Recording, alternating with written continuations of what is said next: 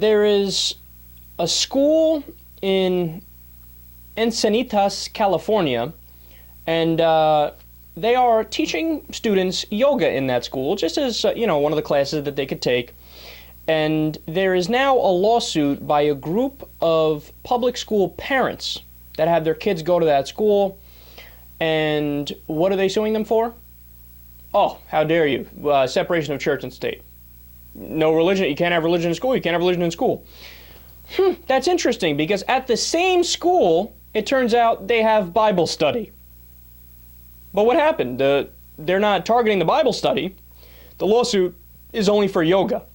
So I love this quote from an article I was reading about this.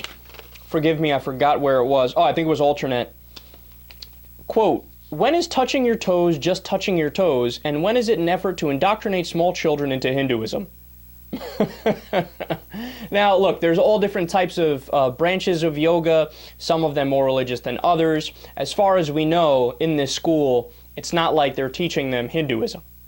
They're just doing yoga, which is largely stretching. And then there's also, look, some meditation techniques associated with it, how you clear your mind, how you do the meditation pose, etc., etc. But they're not teaching them that Hinduism is correct and the right religion, so on and so forth. So as it turns out, there is a lot of religion in public education today. And again, I love this quote from the Alternate article. Quote, "Today, the fuss over yoga is like worrying about a stain on your blouse when your trousers are covered in mud." And that is exactly right. So we've covered stories based on a whole bunch of Midwestern and Southern states that have essentially moved to put Christianity as part of the regular curriculum and teach it as if it's true, right? There's been a move to put intelligent design in the science classes, even though it's not science. There's a move to put creationism in the science classes, even though it's not science. There is just sheer out-and-out indoctrination in a lot of the public schools. Louisiana is one of the worst offenders.